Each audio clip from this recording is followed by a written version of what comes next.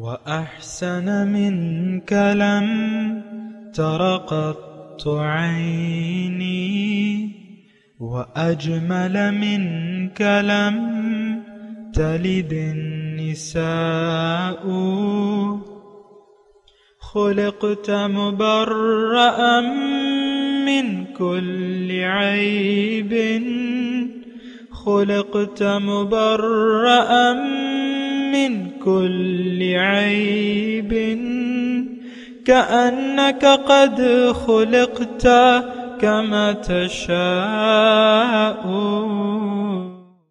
كتاب أنزلناه إليك مبارك ليدبروا آياته وليتذكر أولو الألباب. یہ کتاب برکت والی ہے جسے ہم نے آپ کی طرف نازل فرمایا ہے تاکہ دانش مند لوگ اس کی آیتوں میں غور و فکر کریں اور نصیحت حاصل کریں. اللہم صلی علی سیدنا محمد وعلی آل سیدنا محمد بعدد کل ذرۃ مئۃ الف الف مرۃ. سامعین و ناظرین کرام، السلام علیکم ورحمۃ اللہ وبرکاتہ. سامعین کرام، سورہ یونس درس نمبر 926 آیت 94 سے 100. آج کا موضوع: کیا ہم زندگی نفسانی خواہشات کے مطابق گزار رہے ہیں؟ اس کے ساتھ آج کے سبق کا آغاز کرتے ہیں. سب سے پہلے گزشتہ سبق کا اعادہ ہوگا. اعوذ باللہ من الشیطان الرجیم. پناہ مانگتا ہوں میں اللہ کی شیطان مردود سے. بسم اللہ الرحمن الرحیم.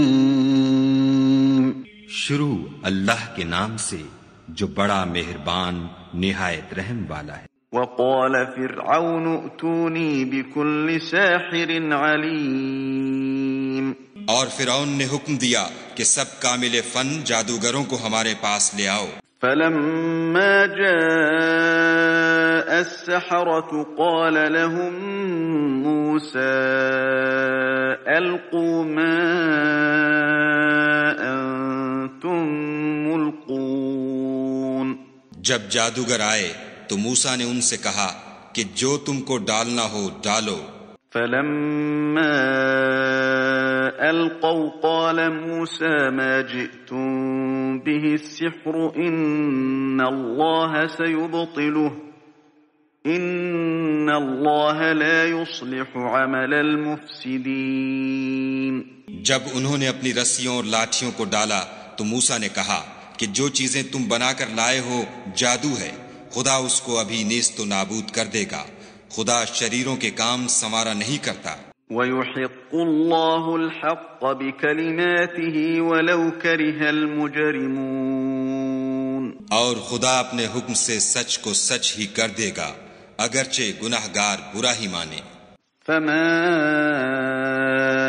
آمن لموسى إلا ذرية من قومه على خوف من فرعون وملئهم أن يفتنهم وَإِنَّ فِرْعَوْنَ لَعَالٍ فِي الْأَرْضِ وَإِنَّهُ لَمِنَ الْمُسْرِفِينَ. تو موسیٰ پر کوئی ایمان نہ لایا مگر اس کی قوم میں سے چند لڑکے، اور وہ بھی فرعون اور اس کے اہل دربار سے ڈرتے ڈرتے کہ کہیں وہ ان کو آفت میں نہ پھنسا دے. اور فرعون ملک میں متکبر و متغلب اور کبر و کفر میں حد سے بڑا ہوا تھا. وقال موسى يا قوم إن كنتم آمنتم بالله فعليه توكلوا إن كنتم مسلمين. اور موسیٰ نے کہا کہ قوم، اگر تم خدا پر ایمان لائے ہو تو اگر دل سے فرما بردار رہو تو اسی پر بھروسہ رکھو. فقالوا على الله توكلنا ربنا لا تجعلنا فتنة للقوم الظالمين. تو وہ بولے کہ ہم خدا ہی پر بھروسہ رکھتے ہیں، اے ہمارے پروردگار ہم کو ظالم لوگوں کے ہاتھ سے آزمائش میں نہ ڈال. وَنَجِّنَا بِرَحْمَتِكَ مِنَ الْقَوْمِ الْكَافِرِينَ. اور اپنی رحمت سے قوم کفار سے نجات بخش۔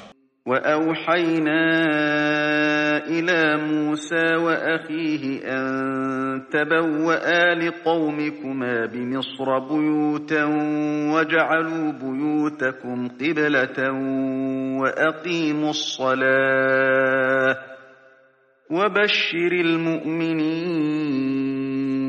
اور ہم نے موسیٰ اور اس کے بھائی کی طرف وحی بھیجی کہ اپنے لوگوں کے لیے مصر میں گھر بناؤ اور اپنے گھروں کو قبلہ یعنی مسجدیں ٹھہراؤ اور نماز پڑھو اور مومنوں کو خوشخبری سنا دو۔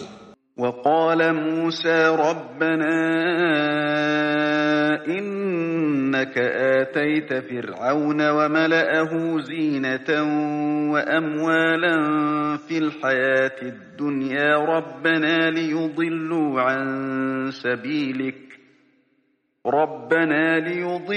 عن سبيلك ربنا طمس على أموالهم واشدد على قلوبهم فلا يؤمنوا حتى يروا العذاب الأليم۔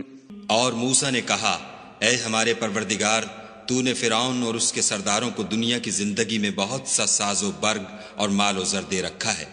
اے پروردگار، ان کا مال یہ ہے کہ تیرے رستے سے گمراہ کر دیں۔ اے پروردگار، ان کے مال کو برباد کر دے اور ان کے دلوں کو سخت کر دے کہ ایمان نہ لائیں جب تک عذاب علیم نہ دیکھ لیں۔ قال قد أجيبت دعوتكما فاستقيما ولا تتبعان سبيل الذين لا يعلمون۔ خدا نے فرمایا کہ تمہاری دعا قبول کر لی گئی تو تم ثابت قدم رہنا اور بے عقلوں کے رستے نہ چلنا۔ وجاوزنا ببني إسرائيل البحر فأتبعهم فرعون وجنوده بغيا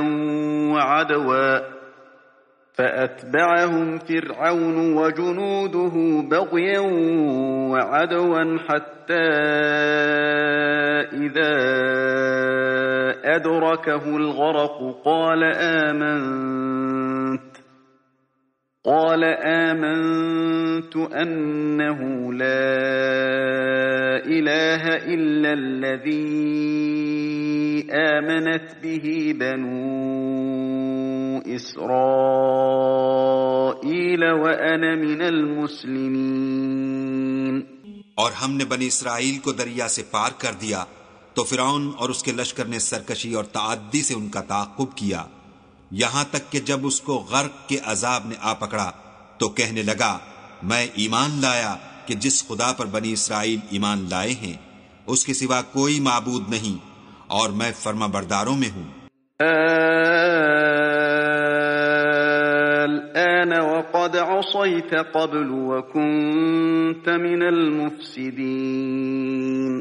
جواب ملا کہ اب ایمان لاتا ہے حالانکہ تو پہلے نافرمانی کرتا رہا اور مفسد بنا رہا۔ فَالْيَوْمَ نُنَجِّيكَ بِبَدَنِكَ لِتَكُونَ لِمَنْ خَلْفَكَ آيَةً وَإِنَّ كَثِيرًا مِّنَ النَّاسِ عَنْ آيَاتِنَا لَغَافِلُونَ۔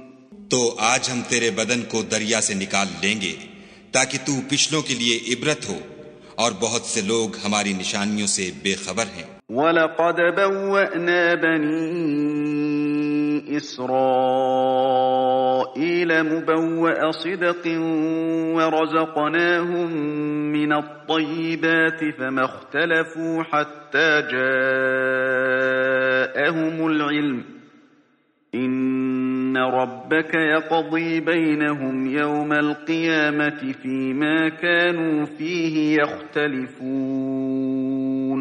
اور ہم نے بنی اسرائیل کو رہنے کو عمدہ جگہ دی اور کھانے کو پاکیزہ چیزیں عطا کی، لیکن وہ باوجود علم ہونے کے اختلاف کرتے رہے۔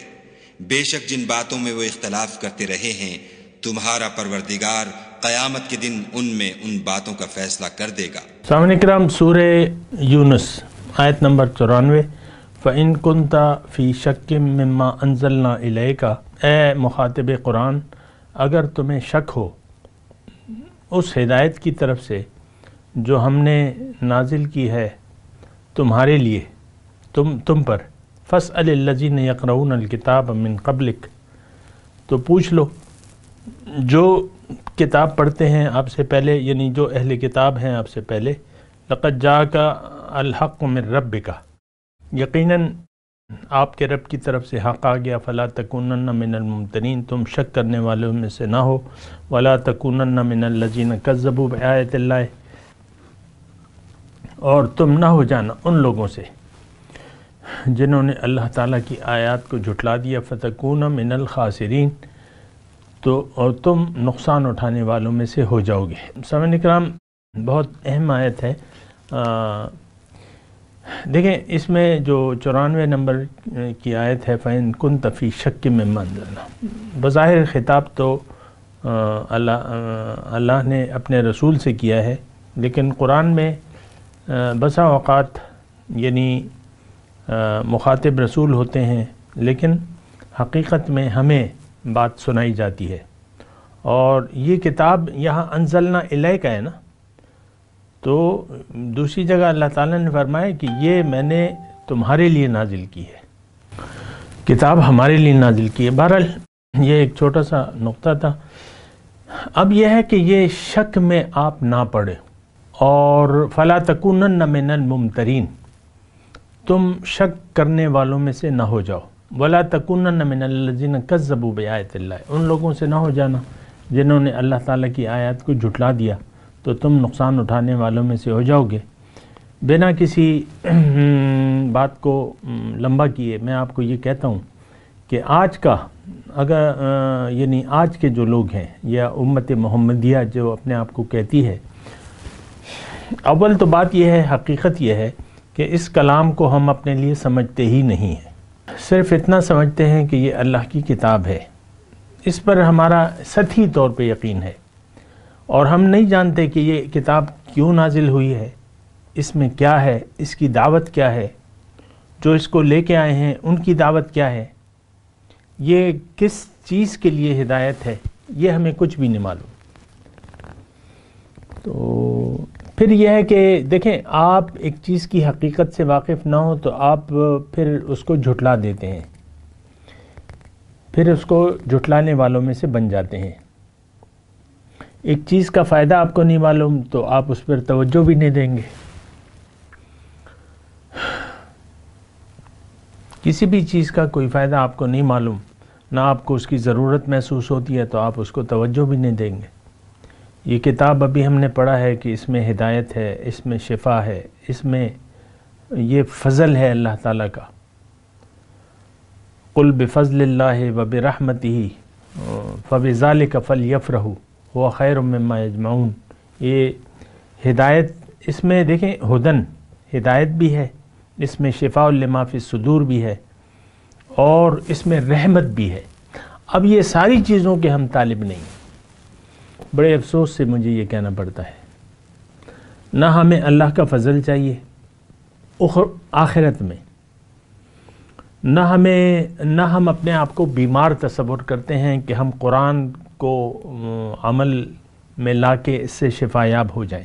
ہم کہتے ہیں ہم تو ٹھیک ہیں۔ ہر شخص، آج کا ہر شخص جو ہے اپنے آپ کو بیمار تصور نہیں کرتا۔ حقیقت یہ ہے کہ انسان بیمار پیدا ہوا ہے۔ اور دیکھیں، تھوڑی سی میں اس پہ بات کرتا ہوں۔ دیکھیں، بیمار کا مطلب یہ ہے کہ اس میں کچھ ایسی نقائص ہیں، ایسے کچھ یعنی اس میں کچھ ایسی چیزیں ڈال دی گئی ہیں جو ٹھیک نہیں ہے، جو اخلاق رذیلہ میں شمار ہوتی ہیں، اور وہ ہم میں یعنی کچھ میل کچیل ہمارے اندر موجود ہے۔ اس کو یہ تو اللہ تعالیٰ کی دیکھیں بڑی زبردست حکمت ہے نا، اللہ نے ہمیں اپنے لیے بنایا ہے۔ قلب، نفس جو ہے اس کو اللہ تعالیٰ نے آلودہ پیدا کیا ہے، آلودہ پیدا کیا ہے، اور یہ ہمیں برائی کی طرف، ظاہر کی طرف آمادہ کرتا ہے۔ اب اللہ تعالیٰ نے پھر یعنی اس کے ساتھ یہ اللہ تعالیٰ نے حکمت ایک بنائی ہے کہ بھئی میں تمہیں جو ہے آلودہ نفس دوں گا، اور اس کو صاف کرنے کا طریقہ بھی میں بتاؤں گا۔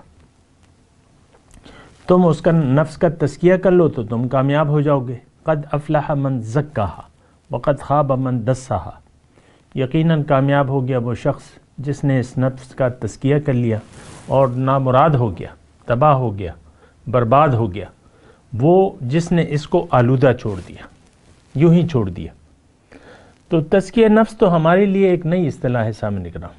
میری جو یعنی داعیانہ زندگی ہے 40 سال کی، اور اب تک میں یہ جانتا ہوں کہ آج امت مسلمہ ہم سب تزکیہ نفس نہ چاہتے ہیں نہ اس کی ضرورت سے آگاہ ہیں کہ ہمارا تزکیہ نفس ہونا چاہیے۔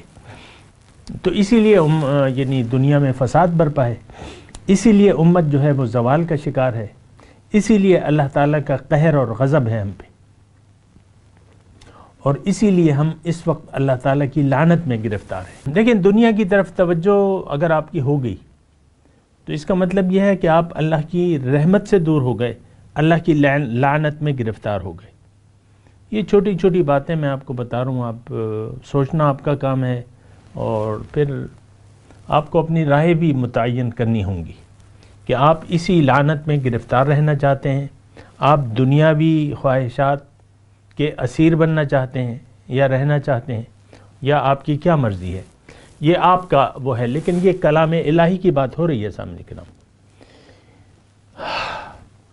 کہ اللہ تعالیٰ فرما رہا ہے کہ تم شک میں نہ ہو، وَلَا تَكُنَّنَّ مِنَ الْمُمْتَرِينَ، حق آ گیا، لَقَدْ جَاءَكَ الْحَقُّ مِن رَبِّكَ، اے انسان، اے برائے نام مسلمان، تمہارے پاس حق موجود ہے، تو تم اس میں شک کیوں کرتے ہو؟ ہمیں شک نہیں بلکہ یقین ہے کہ اس میں ہمارے لیے کوئی فائدہ نہیں ہے، اس قرآن میں ہمارا یہ یقین ہے، نہ ہم اس کی ضرورت محسوس کرتے ہیں، اور ہم اللہ تعالیٰ کی آیات کو جھٹلا رہے ہیں۔ لیکن یہاں اللہ تعالیٰ نے منع کیا ہے واضح طور پہ، وَلَا تَكُونَنَّ مِنَ الَّذِينَ كَذَّبُوا بِآيَاتِ اللَّهِ فَتَكُونَ مِنَ الْخَاسِرِينَ، تم نہ ہو جانا مانند ان لوگوں کی جو اللہ تعالیٰ کی آیات کو جھٹلاتے ہیں، تو تم نقصان میں پڑ جاؤ گے۔ تو بہرحال یہ میں گزارش کرنی تھی، تھوڑا اس پہ آپ سوچیں۔ نقصان میں آپ رہنا چاہتے ہیں تو وہ آپ کی مرضی ہے، لیکن نقصان سے بچنا چاہتے ہیں تو اللہ تعالیٰ کی طرف آپ کو رجوع کرنا پڑے گا، اللہ کی ہدایت کو قبول کرنا پڑے گا، اور ہدایت کے مطابق آپ زندگی گزاریں گے تو تب آپ کی کامیابی یقینی ہے۔ بس یہ بات میں آپ کو کہتا ہوں، آپ کی کامیابی یقینی ہے، نہیں تو نقصان یقینی ہے۔ اور یہاں واضح طور پہ اللہ تعالیٰ ہمیں کہہ رہا ہے کہ تم نہ ہو جانا، وَلَا تَكُونَنَّ مِنَ الَّذِينَ كَذَّبُوا بِآيَاتِ اللَّهِ، اور اللہ تعالیٰ کی آیات کی تو ہم تکذیب کر رہے ہیں عملی طور پہ سامنے کرام۔ دیکھیں بات کو سمجھنے کی کوشش کریں، روایتی طور پہ درس کو نہ سنا کریں کہ بس ہاں ٹائم ہو گیا ہے، بیٹھو سن لو، پھر بس بات ختم ہو گئی۔ تکذیب آیات کے ہم مرتکب ہیں اللہ تعالیٰ کی، اور اس کا انجام کیا ہے؟ فَتَكُونَ مِنَ الْخَاسِرِينَ، نقصان اٹھانے والوں میں سے ہو جاؤ گے۔ ایسا نہ کرو، اللہ کی آیات کو جھٹلاؤ نہیں۔ ہم تو یعنی قرآن کو مجموعی طور پہ ہم جھٹلا کے زندگی گزار رہے ہیں۔ یہ بات میں یہ امت مسلمہ کا میں آپ کو بتا رہا ہوں سامنے کرام، یہ سب 1 ارب 50 کروڑ مسلمان جو ہیں اللہ تعالیٰ کی آیات کی تکذیب کر رہے ہیں، اس کو جھٹلا کے زندگی گزار رہے ہیں۔ قرآن ہدایت آج کے مسلمان کا تو یہ شیوا نہیں ہے، قرآن سے ہدایت اور رسول کی پیروی یہ ہمارا شیوا نہیں ہے، نہ ہونا یعنی نہ ہم کرنا چاہتے ہیں۔ بہرحال اگر آپ کا یہی فیصلہ ہے تو اب آپ ان الذین حقت علیہم کلمات ربک، حقیقت یہ ہے کہ ثابت ہو گئی رب کی بات،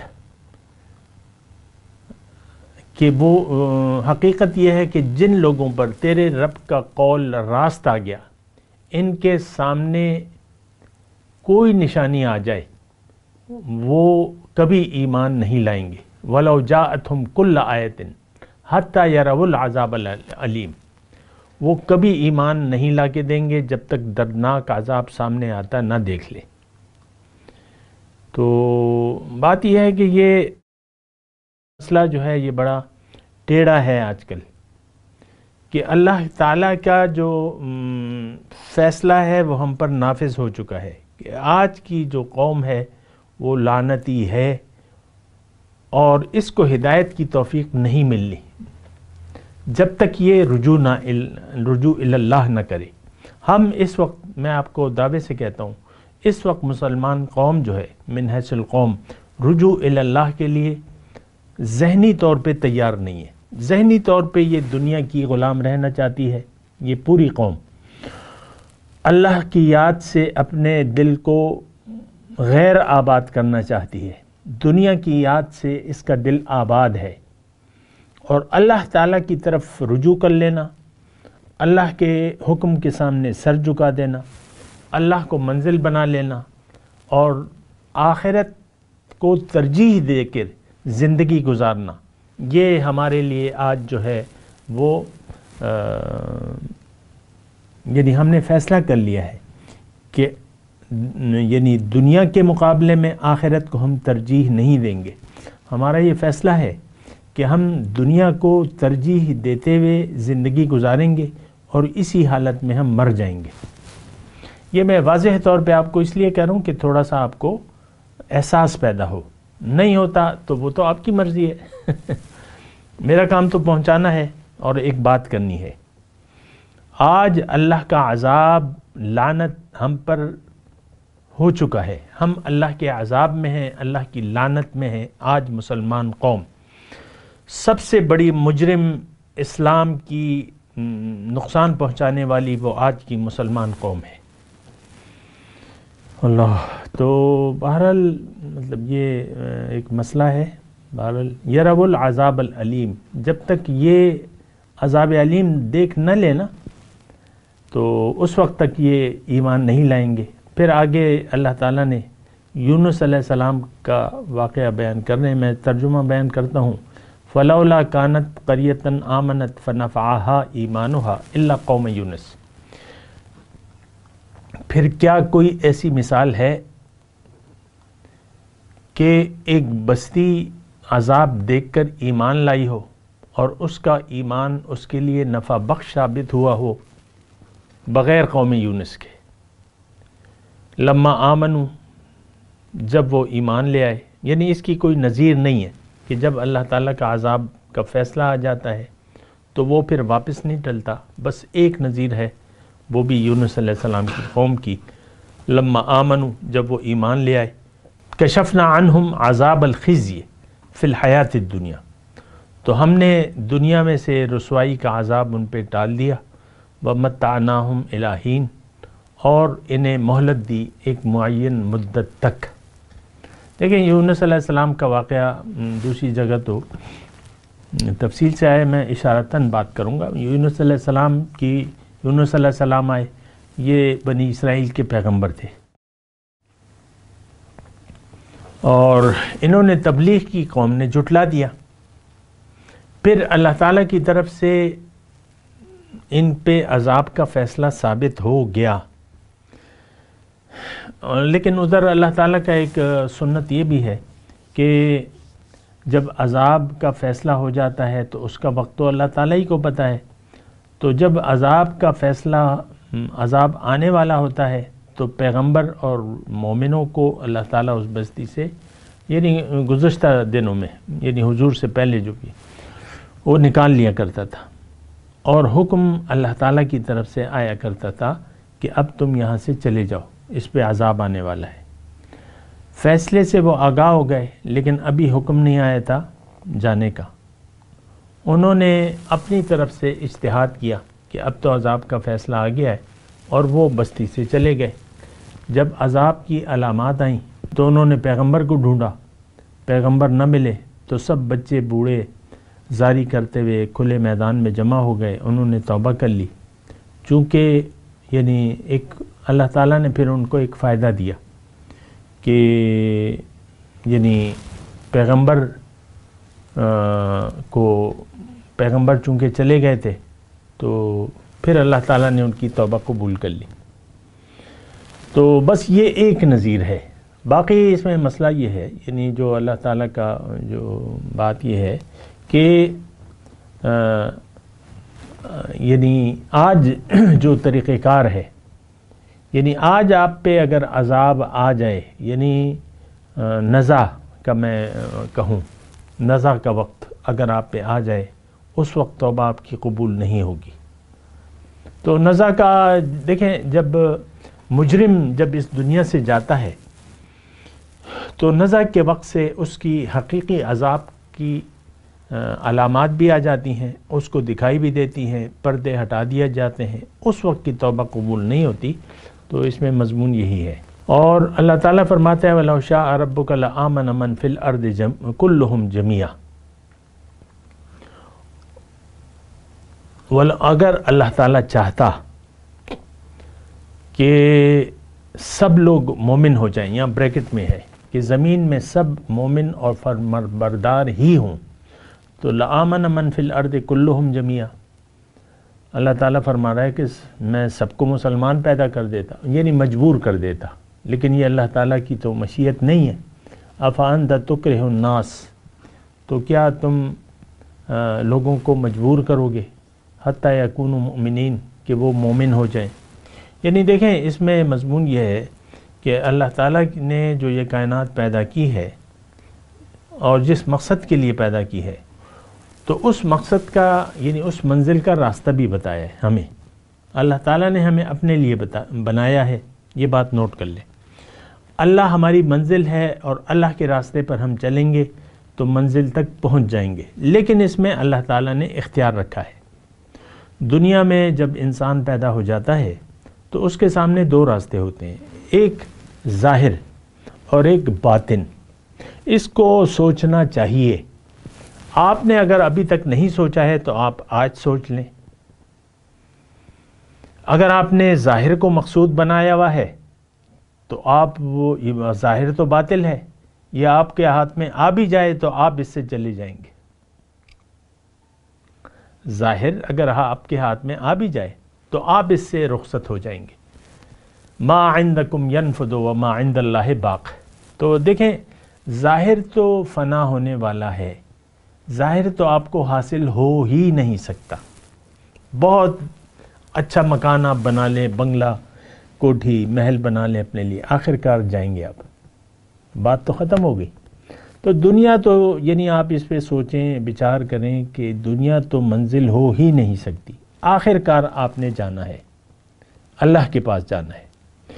تو اللہ سے رخ پھیر کے دنیا کو منزل بنانا پرلے درجے کی بے وقوفی ہے. جس طرف جا رہے ہیں اس طرف آپ رخ کر لیں، اور جو آپ سے رہنے والی ہے اس کی طرف پیٹ کر لیں. اس وقت تو ہمارا جو حال ہے وہ الٹ ہے.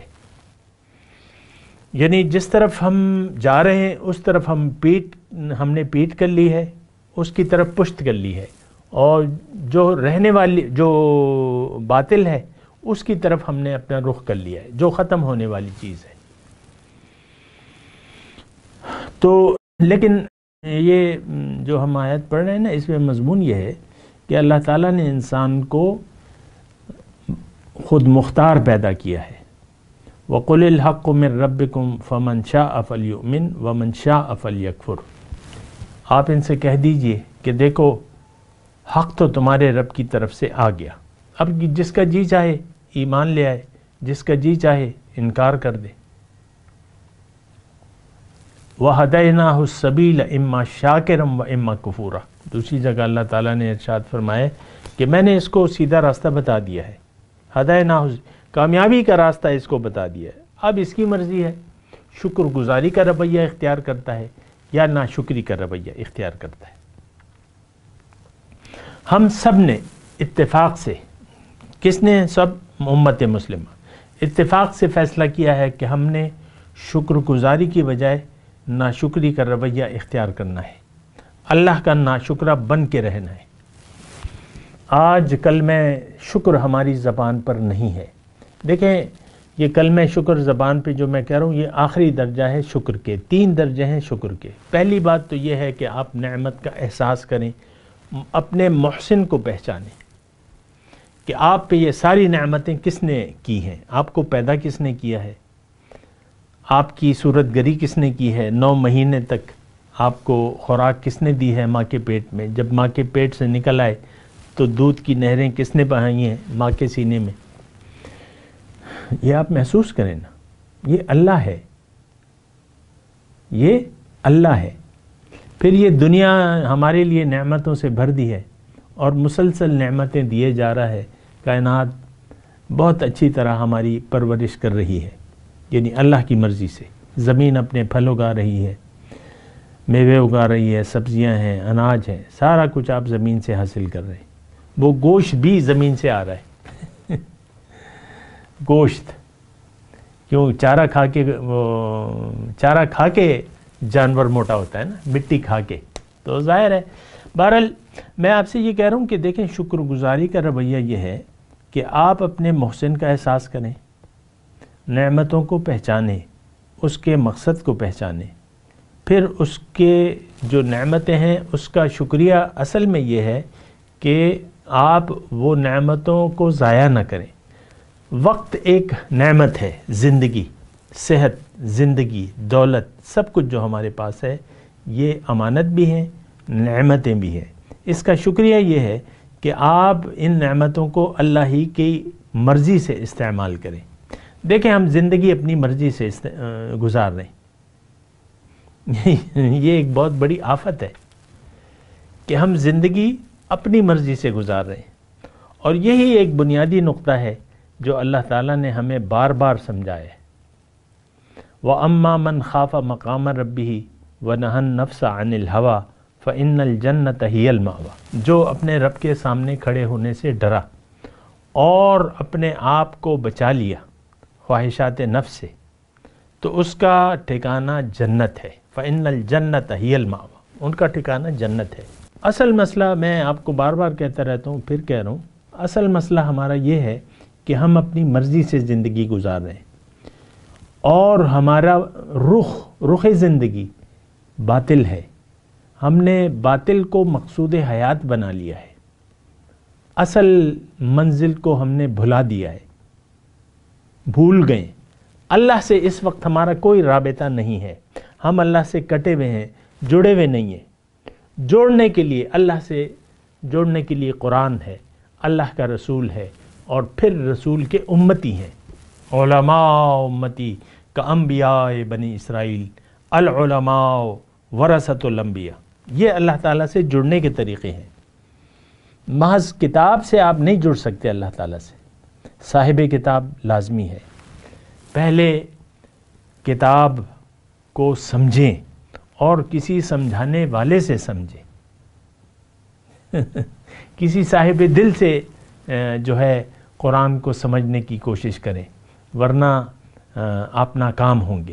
بہرحال یہ باتیں ہیں، میں تلاوت کرتا ہوں، میرے ساتھ دہرائیے۔ اعوذ باللہ من الشیطان الرجیم، بسم اللہ الرحمن الرحیم۔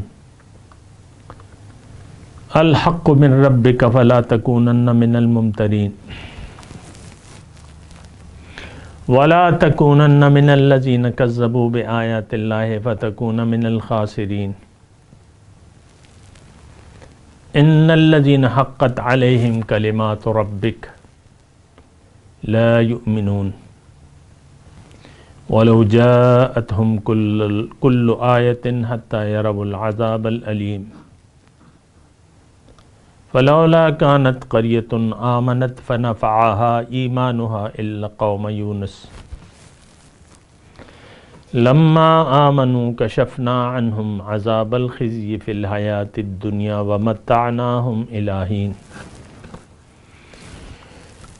ولو شاء ربك لآمن من في الأرض كلهم جميعا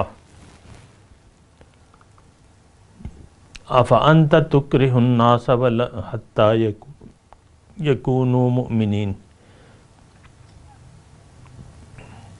وما کان لنفس ان تؤمن الا باذن اللہ وَيَجْعَلُ الرِّجْسَ عَلَى الَّذِينَ لَا يَعْقِلُونَ۔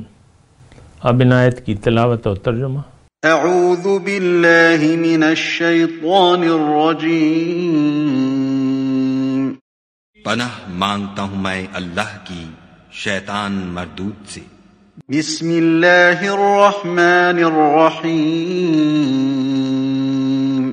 شروع اللہ کے نام سے جو بڑا مہربان نہایت رحم والا ہے۔ فَإِن كُنتَ فِي شَكٍّ مِّمَّا أَنزَلْنَا إِلَيْكَ فَاسْأَلِ الَّذِينَ يَقْرَؤُونَ الْكِتَابَ مِن قَبْلِكَ لَقَدْ جَاءَكَ الْحَقُّ مِن رَّبِّكَ فَلَا تَكُونَنَّ مِنَ الْمُمْتَرِينَ۔ اگر تم کو اس کتاب کے بارے میں جو ہم نے تم پر نازل کی ہے کچھ شک ہو تو جو لوگ تم سے پہلے کی اتری ہوئی کتابیں پڑھتے ہیں ان سے پوچھ لو، تمہارے پروردگار کی طرف سے تمہارے پاس حق آ چکا ہے تو تم ہرگز شک کرنے والوں میں نہ ہونا۔ وَلَا تَكُونَنَّ مِنَ الَّذِينَ كَذَّبُوا بِآيَاتِ اللَّهِ فَتَكُونَ مِنَ الْخَاسِرِينَ۔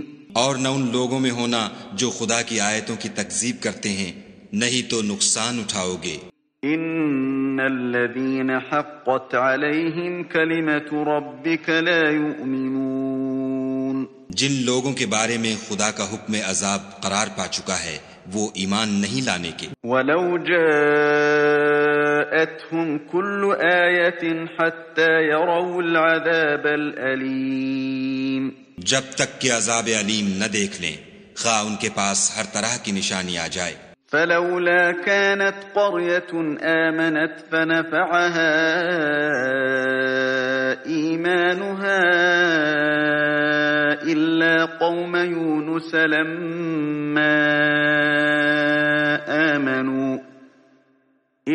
قَوْمَ يُونُسَ لَمَّا آمَنُوا كَشَفْنَا عَنْهُمْ عَذَابَ الْخِزْيِ فِي الْحَيَاةِ الدُّنْيَا وَمَتَّعْنَاهُمْ إِلَى حِينٍ۔ تو کوئی بستی ایسی کیوں نہ ہوئی کہ ایمان لاتی تو اس کا ایمان اسے نفع دیتا۔ ہاں یونس کی قوم کہ جب ایمان لائی تو ہم نے دنیا کی زندگی میں ان سے ذلت کا عذاب دور کر دیا اور ایک مدت تک فوائد دنیاوی سے ان کو بہرہ مند رکھا۔ وَلَوْ شَاءَ رَبُّكَ لَآمَنَ مَن فِي الْأَرْضِ كُلُّهُمْ جَمِيعًا أَفَأَنْتَ تُكْرِهُ النَّاسَ حَتَّى يَكُونُوا مُؤْمِنِينَ۔ اور اگر تمہارا پروردگار چاہتا تو جتنے لوگ زمین میں ہیں سب کے سب ایمان لے آتے، تو کیا تم لوگوں پر زبردستی کرنا چاہتے ہو کہ وہ مومن ہو جائیں؟ اس کے ساتھ ہی سامعین کرام آج کے درس کا وقت اختتام کو پہنچا۔ انشاءاللہ اگلے درس میں ملاقات ہوگی۔ وآخر دعوانا ان الحمدللہ رب العالمین، والسلام علیکم ورحمۃ اللہ وبرکاتہ۔ مولایا صلی وسلم دائما ابدا على حبیبک خیر الخلق کلہم۔